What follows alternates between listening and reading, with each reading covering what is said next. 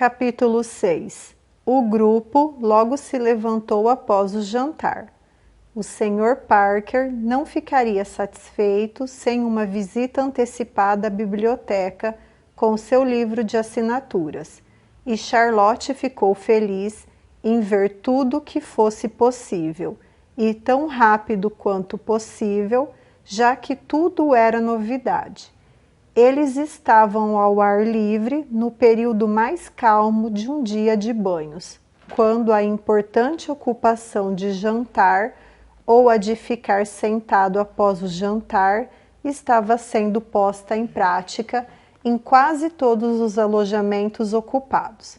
Aqui e ali era possível ver um homem idoso e solitário, que se via forçado a sair mais cedo e caminhar para ter saúde, mas em geral fazia-se um silêncio quase completo. Tudo era vazio e tranquilidade no terraço, nas encostas e nas areias. As lojas estavam desertas, os chapéus de palha e as gargantilhas de renda pareciam abandonadas ao seu destino, tanto dentro quanto fora dos recintos. A senhora Weeby, na biblioteca, estava sentada em sua sala interna, lendo um de seus próprios romances por falta de ocupação. A lista de assinantes era a de sempre. Os nomes de Lady Denham, senhorita Brereton, senhor e senhora Parker, Sir Edward Denham e senhorita Denham, que seriam possível afirmar lideravam a lista, eram seguidos por ninguém melhor que senhora Matthews, senhorita Matthews, senhorita E. Matthews, senhorita H. Matthews, o doutor e a senhora Brown, senhor Richard Pratt, tenente Smith da Marinha Real, capitão Little das docas, senhora Jane Fisher, senhorita Fisher, senhorita Scruggs, o reverendo senhor Heikin, senhor Beard, advogado da associação Grace Inn, senhorita Davis e senhorita Mary Eder. O Sr. Parker não podia deixar de sentir que a lista não só tinha poucas pessoas distintas, mas também era menos numerosa do que ele esperara. Era só julho, entretanto, e agosto e setembro eram os meses importantes. Além disso, os prometidos grupos dos grandes de Surrey e Camberwell era um consolo sempre disponível. A senhora Weeby veio sem demora de seu refúgio literário, deliciada em ver o Sr. Parker, cujas maneiras o recomendavam a todos, e os dois ficaram muito ocupados trocando gentilezas e informações, enquanto Charlotte, tendo adicionado seu nome à lista como uma primeira oferta de sucesso para a temporada, ocupou-se em algumas compras imediatas para o bem maior de todos. Até a senhorita Weeby pudesse abandonar sua penteadeira com todos os seus brilhantes cachos e lindos penduricalhos para acompanhá-la.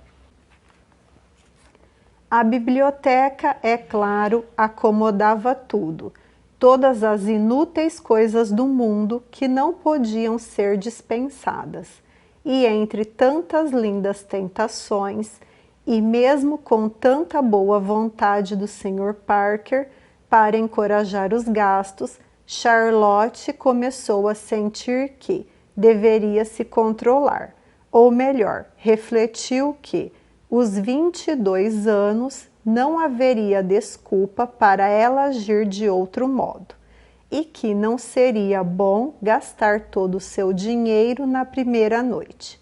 Pegou um livro, por acaso, era um exemplar de Camila. Ela não era tão jovem quanto a personagem, nem tinha a intenção de enfrentar a angústia enfrentada pela heroína.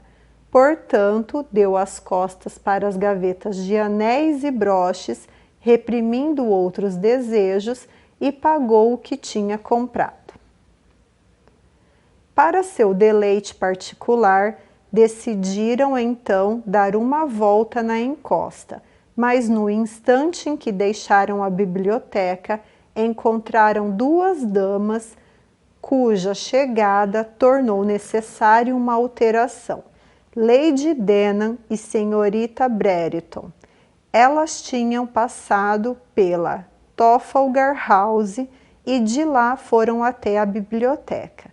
E embora Lady Denham fosse muito ativa para considerar que a caminhada de 1 milha exigia descanso e estivesse falando em ir dali direto para casa, os Parker sabiam que ela gostaria mais de ser conduzida à casa deles e convidada a tomar chá. Assim, o passeio pela encosta deu lugar a um retorno imediato para casa. Não, não, disse a senhora, não quero que se apressem para o chá por minha causa. Sei que gostam de tomar chá mais tarde. Meus hábitos de fazer as refeições cedo não devem causar inconveniência para meus vizinhos.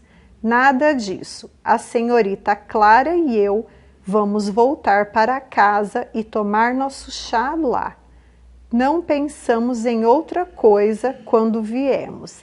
Queríamos apenas vê-los e ter certeza de que tinham realmente chegado, mas vamos tomar nosso chá em casa.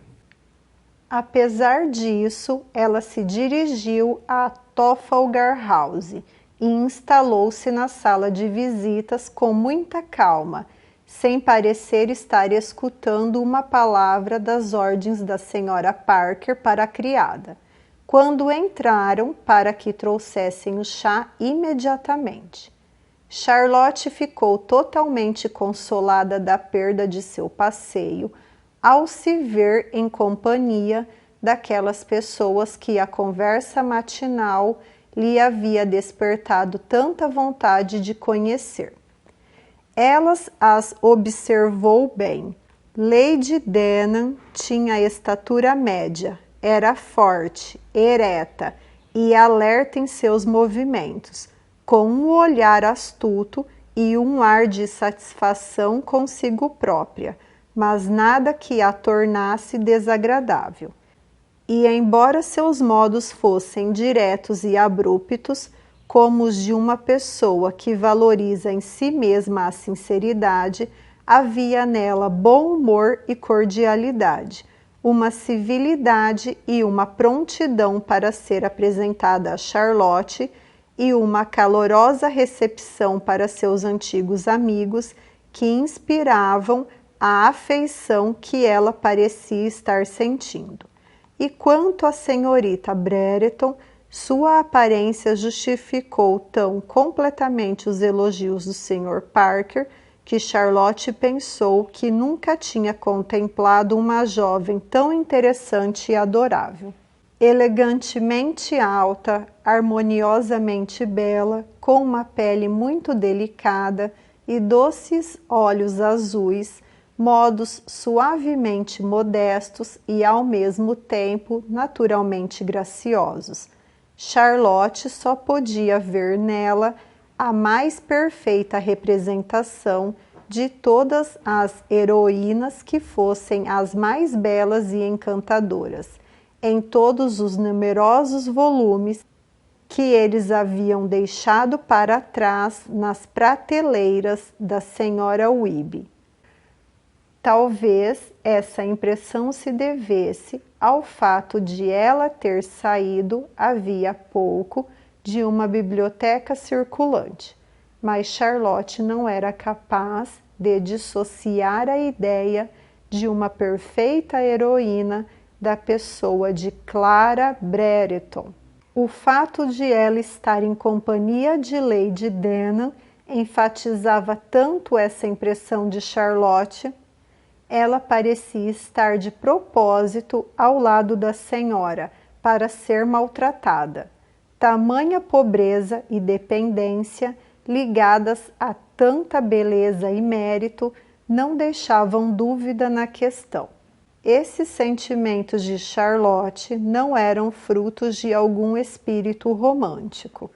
Não, ela era uma jovem muito sensata que tinha lido romances em número suficiente para divertir sua imaginação, mas de modo algum para torná-la influenciável por eles.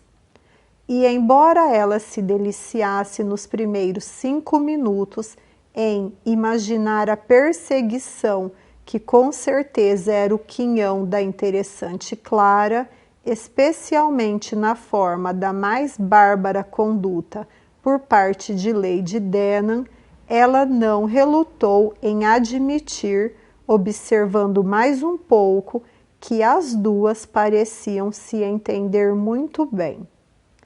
Ela não encontrava em Lady Denham nada negativo, a não ser aquele tipo de formalidade antiga, de sempre chamar a moça de senhorita Clara, nem nada condenável no grau de atenção e cuidado dispensado a ela por Clara.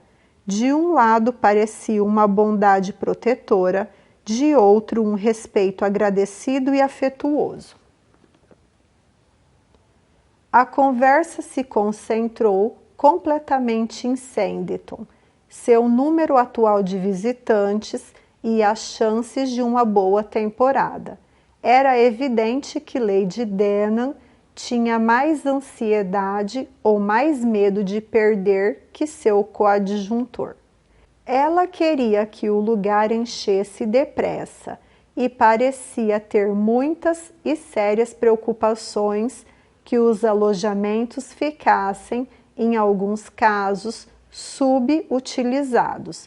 Os 2 grandes grupos da senhorita Diana Parker não foram esquecidos. Muito bom, disse a senhora. Uma família das Índias Ocidentais e uma escola. Soa muito bem, isso vai trazer dinheiro. Ninguém gasta com tanta liberdade quanto as pessoas das Índias Ocidentais, observou o Sr. Parker. Exato, foi isso que ouvi dizer. E como eles têm as bolsas cheias, podemos imaginá-los talvez iguais às antigas famílias do campo. Mas também essas pessoas que esbanjam seu dinheiro tão livremente nunca pensam se estão causando algum mal por aumentarem o preço das coisas. E ouvi dizer que esse é bem o caso dessa gente das Índias Ocidentais. E se eles vierem para aumentar os preços de nossos itens básicos, não vamos ficar muito gratos a eles, Sr. Parker. Minha cara senhora, eles só podem aumentar os preços dos itens básicos se houver uma demanda extraordinária da parte deles e um derramamento enorme de dinheiro entre nós. E essas duas coisas vão nos fazer muito bem do que mal. Nossos açougueiros e padeiros e comerciantes em geral não podem enriquecer sem trazer prosperidade para nós.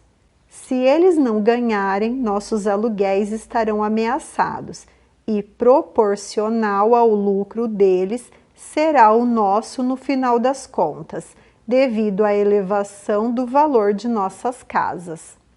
Oh, meu bem, mas não vou querer que os preços da carne aumentem e vou mantê-los baixo tanto quanto puder. Ora, a mocinha está rindo, percebo. Arrisco dizer que ela me julga uma criatura estranha, mas ela vai se preocupar com essas coisas mais tarde. Sim, minha querida, pode confiar, com o tempo você pensará no preço da carne do açougueiro. mesmo não tendo um exército de criados para alimentar como eu tenho. E tenho certeza de que os que têm menos criados estão em melhor situação. Não sou mulher de me exibir, como todo mundo sabe, e se não fosse pelo que devo à memória do pobre Sr. Hollis, eu jamais manteria a Sanditon House como faço.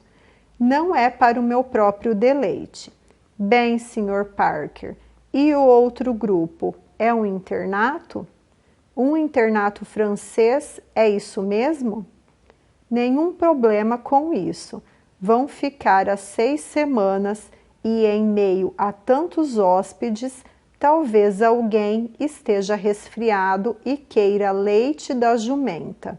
E tenho 2 jumentas dando leite atualmente, mas talvez as mocinhas estraguem os móveis. Espero que venham com uma preceptora severa para tomar conta delas. O Sr. Parker não recebeu mais crédito de Lady Denham do que obteve de suas irmãs quanto ao seu objetivo ao visitar o Willenden. Nossa, meu querido senhor, exclamou ela, como pôde pensar numa coisa dessas? Lamento muito que o senhor tenha sofrido um acidente, mas palavra de honra, foi merecido. Ir atrás de um médico?